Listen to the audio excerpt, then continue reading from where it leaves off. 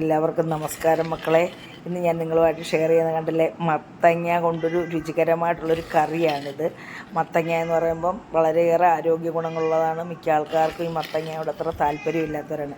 അപ്പം എല്ലാവരും കഴിക്കത്തക്ക രീതിയിൽ എങ്ങനെ തയ്യാറാക്കിയാൽ എല്ലാവരും കഴിക്കും എന്നുള്ളതാണല്ലോ ഇപ്പോഴത്തെ നമ്മുടെ രീതി എന്ന് പറയുന്നത്. അപ്പം വളരെയേറെ ആരോഗ്യ ഗുണങ്ങളുള്ള ഒരു പച്ചക്കറിയാണ് ഈ മത്തങ്ങ. ഇതിൽ നമ്മുടെ ശരീരത്തിന് ആവശ്യമായിട്ടുള്ള ആൻറ്റി ഓക്സിഡൻറ്റുകൾ, വിറ്റാമിനുകൾ, ധാതുക്കൾ, പിന്നെ ആൽഫ കരോട്ടിൻ, ബീറ്റ കരോട്ടിൻ, പിന്നെ നാരുകളാൽ നിർമ്മിതമാണ്. നാര് നമ്മുടെ ഹൃദയാരോഗ്യത്തിന് വളരെ ആവശ്യമാണ്. വൈറ്റമിൻ സി, പൊട്ടാസ്യം, മഗ്നീഷ്യം എന്നിവ അടങ്ങിയിട്ടുള്ള നമ്മുടെ വൈറ്റമിനുകളുടെ ഒരു കലവറയാണ് നമ്മുടെ ഈ മത്തങ്ങ എന്ന് പറയുന്നത്. അതുകൊണ്ട് എല്ലാവരും ഇത് നിത്യഭക്ഷണത്തിൽ ഉൾപ്പെടുത്തണം. പിന്നെ മക്കളെ എല്ലാവർക്കും ആദ്യമായിട്ട് നന്ദി അറിയിക്കുകയാണ്, എൻ്റെ വീഡിയോ കാണുകയും സപ്പോർട്ട് ചെയ്യുകയും ഒക്കെ ചെയ്യുന്നത്. ഇനിയും ഇഷ്ടപ്പെടുകയാണെങ്കിൽ ആദ്യം ഒന്ന് ലൈക്ക് ചെയ്യുകയും പിന്നെ പഴയതുപോലെ എല്ലാവരും എന്നെ ഒന്ന് സപ്പോർട്ട് ചെയ്യുകയും ചെയ്യണം മക്കളെ. അപ്പോൾ നമ്മൾക്ക് ഈ രുചികരമായിട്ടുള്ള ഈ മത്തങ്ങ കറി എങ്ങനെയാണ് ഈ തയ്യാറാക്കിയിരിക്കുന്നത് നമുക്ക് മക്കളെ വീഡിയോ ഒന്ന് കണ്ടു നോക്കാം. വീഡിയോയിലേക്ക് പോകാം.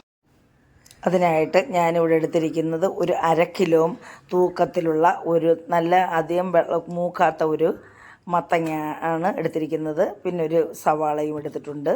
പിന്നെ ഞാനിതിന് എരിവിനായിട്ട് പച്ചമുളകാണ് ഉപയോഗിക്കുന്നത്. നമ്മളിതിനകത്ത് മുളക് പൊടി ഒന്നുമേ ഉപയോഗിക്കുന്നില്ല. പിന്നെ കുറച്ച് കറിവേപ്പിലയും. നമുക്കിനി ഇത് കഴുകി ഇതിൻ്റെ തോല് കളഞ്ഞ് കട്ട് ചെയ്യുന്നത് എങ്ങനെയാണെന്ന് കാണിക്കാം. അപ്പോൾ ഞാനിത് കഴുകി ഇട്ടുണ്ട്. അപ്പോൾ ഇതിൻ്റെ പുറന്തോട് നമ്മൾ വളരെ കട്ടി കിളുന്ന ഒരു മത്തങ്ങയാണ്.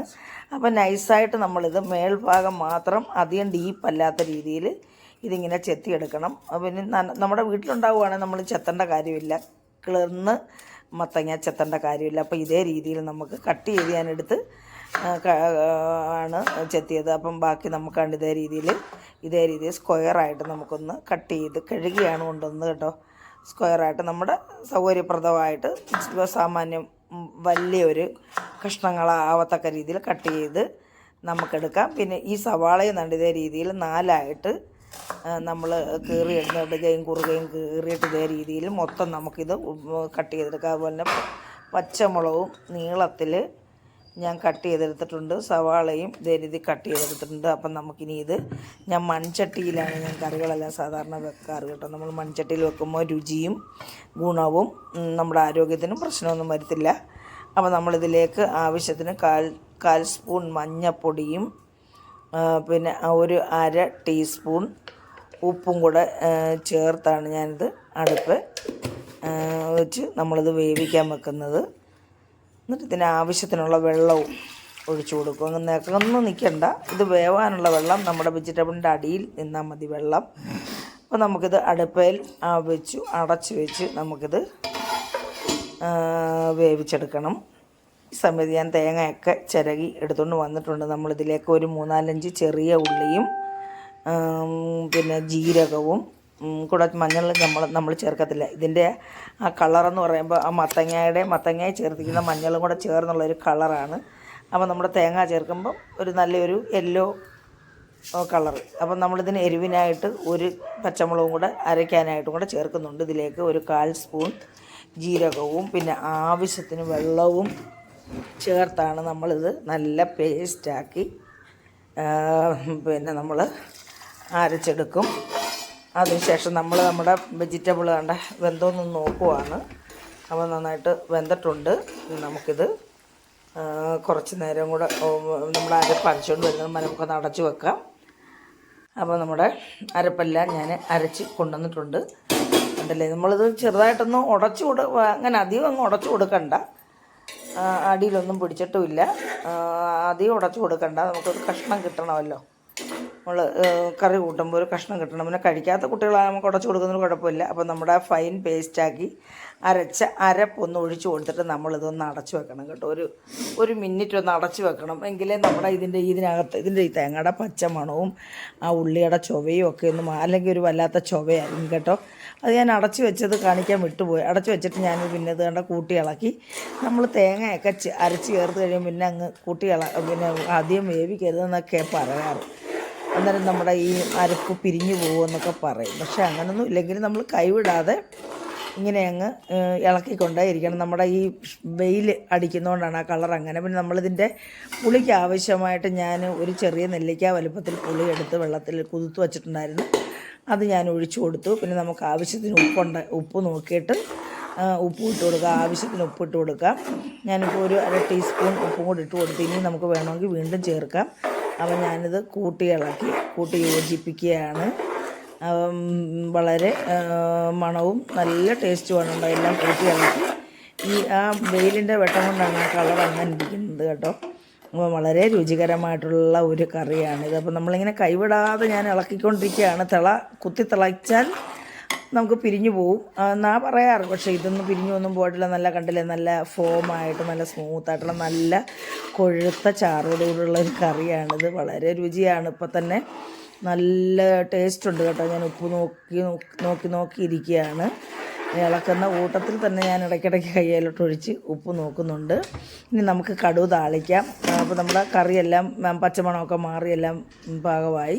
ഇനി ഇതിലേക്ക് ഞാൻ 2 ടീസ്പൂൺ വെളിച്ചെണ്ണയാണ് ഒഴിച്ചു കൊടുക്കുന്നത്. അത് എണ്ണ ചൂടാകുമ്പോൾ ഞാൻ ഒരു അര ടീസ്പൂൺ കടുകും കൂടെ ചേർത്ത്, കടുകും എല്ലാം പൊട്ടിക്കഴിയുമ്പോൾ ഞാൻ അതിലേക്ക് പിന്നെ ഉള്ളി ചേർത്ത് കൊടുക്കും. 2-3-4 ഉള്ളി ചേർത്ത് കൊടുക്കും. ആ ഉള്ളിയും കൂടെ ഒന്ന് മൂത്ത് കഴിയുമ്പോൾ അതിലേക്ക് ഞാൻ 2-3-4 വറ്റൽമുളകും കൂടെ ചേർത്ത് കൊടുക്കും. വറ്റൽമുളകും ചേർത്ത് വറ്റൽമുളകൊന്ന് മൂത്ത് കഴിയുമ്പോൾ ഇതിലേക്ക് ഞാൻ ഒരു പിടി നട്ട്സും കൂടെ ചേർത്ത് വെക്കുന്നുണ്ട് കേട്ടോ. കാഷ്യൂ നട്ട്, അതായത് അണ്ടിപ്പരിപ്പ്. പണ്ടൊക്കെ എന്ന് പറയുമ്പോൾ അണ്ടിപ്പരിപ്പ് എല്ലാ കറിക്കകത്തും ചേർക്കുമായിരുന്നു. നമ്മുടെ പറമ്പിലെ എൻ്റെ ആങ്ങളെയൊക്കെ കിഴക്കനാട്ടിൽ അവരൊക്കെ കൊണ്ടുവരുമായിരുന്നു ഈ അധികം മൂക്കാത്ത പരിപ്പ് പറങ്ങാണ്ടിന്ന് മുറിച്ച് കട്ട് ചെയ്തെടുത്ത് കൊണ്ടു. അങ്ങനെ ആ ഒരു ടേസ്റ്റ് എനിക്ക് ഇപ്പോഴും എൻ്റെ മനസ്സിലിരിക്കും, നാവിലുണ്ട്. അപ്പോൾ ഞാൻ അതിനായിട്ട് ഇട്ട് കൊടുത്തു. പിന്നെ അതിലേക്ക് 2 കറിവേപ്പിലയും കൂടെ ഞാനങ്ങ് ഇട്ട് കൊടുത്ത് അങ്ങനെ അതിലേക്ക് ഞാൻ 1/4 സ്പൂൺ മുളക് പൊടിയും കൂടെ ചേർത്ത്. അപ്പോൾ ഈ കറിയുടെ ടേസ്റ്റിൻ്റെ ഒരു ഹൈലൈറ്റ് ഇങ്ങനെ കടുക് വറക്കുമ്പോൾ തന്നെയാണ് കേട്ടോ. ആ ഒരു രുചി കൂട്ട് നാവിൽ നിന്ന് പോവില്ല. അത്രയ്ക്ക് രുചിയാണ് ഇങ്ങനെ കടുക് വറുത്താൽ. അപ്പം നമ്മൾ ഈ കടുക് വറുത്തതിന് ശേഷവും നമ്മൾ ഇങ്ങനൊന്ന് നീക്കിയിട്ടിട്ട് നമ്മൾ ഇത് ഒരു മിനിറ്റ് ഇതേപോലെ ഒന്ന് അടച്ചു വെക്കും. 1 മിനിറ്റോ അര മിനിറ്റോ അടച്ചു വെച്ചിട്ട് നമുക്ക് തുറന്ന് നോക്കിയിട്ടത് കൂട്ടി ഇളക്കാം. എന്നിട്ട് എല്ലായിടവും കിട്ടണമല്ലോ, അതിൻ്റെ ഫ്ലേവർ എല്ലായിടവും കിട്ടണ്ടേ. അപ്പം നമ്മൾ ഇങ്ങനെ നമ്മുടെ സ്പൂൺ കൊണ്ടൊന്ന് ഇങ്ങനൊന്ന് കൂട്ടി ഇളക്കി. നല്ല മണം വരുന്നുണ്ട്. ഞാനിങ്ങനെ ഉപ്പ് നോക്കി എൻ്റെ കയ്യിലെ തൊലിയെല്ലാം പോയി. അതേ രീതിയിൽ അത്രയ്ക്ക് ടേസ്റ്റായിരുന്നു ഈ കറി കേട്ടോ. ഭയങ്കര ഇഷ്ടമായിരുന്നു എനിക്ക് ചോറ് കഴിച്ചപ്പോൾ നല്ല രുചിയാണ്. അപ്പം മക്കളെ എല്ലാവർക്കും ഇഷ്ടപ്പെട്ട് കാണുമെന്ന് വിശ്വസിക്കുന്നു. അപ്പോൾ എല്ലാവരും ഇങ്ങനെ ചെയ്ത് നോക്കുക. ഇഷ്ടപ്പെട്ടിട്ടുണ്ടെങ്കിൽ പഴയതുപോലെ എല്ലാവരും സപ്പോർട്ടും ചെയ്യുക. വളരെ രുചിയാണ്. ഇങ്ങനെ കറി വെച്ചാൽ കഴിക്കാത്തവരൊക്കെ കഴിക്കും. അപ്പം ഞാനിതൊന്ന് കഴിച്ചുകൂടെ കാണിക്കാം നിങ്ങളെ. അപ്പം ഞാൻ കഴിക്കുകയാണ് ചോറ്. അതുകൊണ്ട് ഞാൻ കഴിക്കാൻ കറിയെല്ലാം കുറച്ച് കൂടുതൽ ഞാനങ്ങ് എടുത്ത് കേട്ടോ.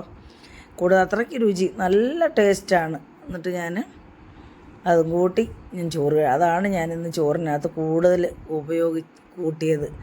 അത്രയ്ക്ക് രുചിയായിട്ടുള്ള ഒരു കറിയായിരുന്നു മക്കളെ. അപ്പോൾ അടുത്ത വീഡിയോ ആയിട്ട് വരുന്നവരെ എല്ലാവർക്കും എൻ്റെ നന്ദി, നമസ്കാരം.